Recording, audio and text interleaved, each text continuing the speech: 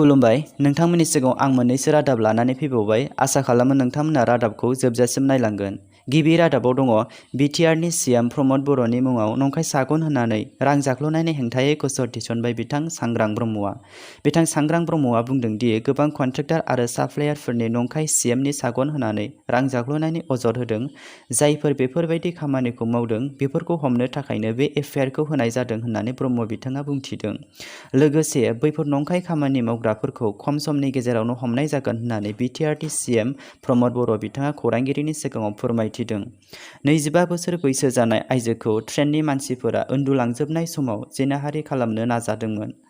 आइजोआ होसिख्रावनायाव बयबो ट्रेननि मानसिफोरा सिरि मोनखाङो आरो एसपिखौ हमबाय। मोनथिनो मोननाय बायदिब्ला एसपिनि मुङा जाबाय दानिश वान। बे जाथाया हायद्राबादनिफ्राय पुनेसिम थांबाय थानाय ट्रेनाव जादोंमोन। दा बिथांखौ पुलिसफोरा एरेस्ट खालामबाय। 22 नं गसाइगाव विधानसभा बियाबाव एनडिएफबिनि बारग' नर' बसुमतारी बिथाङा उदां बिजाथि महरै नमिनेशन बिलाइ गथायबाय।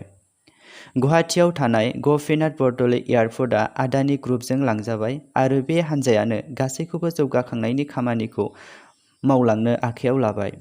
इउपिपिएल आइजो गांखंआ फैबाय थानाय समाव बड'लेण्डनि आइजो माहारिनि जौगाखांनायनि थाखाय माखासे थांखि लादों आरो बेफोर थांखिफोरखौ गासैखौबो मोगथाङाव महर होनो थाखाय बिटिआरनि सरकारनिफ्रायबो बिथांमोननि एजेन्डाफोरखौ मावफुंनो थाखाय सांग्रां जागोन होननानै बिथां प्रमद बर'आ खोथा होयो।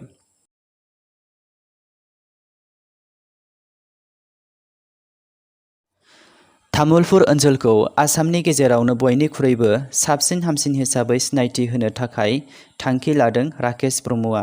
लोगोसे बिथाङा बुंबावदों दि 3 आरो 4 दाननि उनावनो गोदान मोनसे महर लागोन। दिनैनि रादाबा एसेनोसै। गोजोन्थों।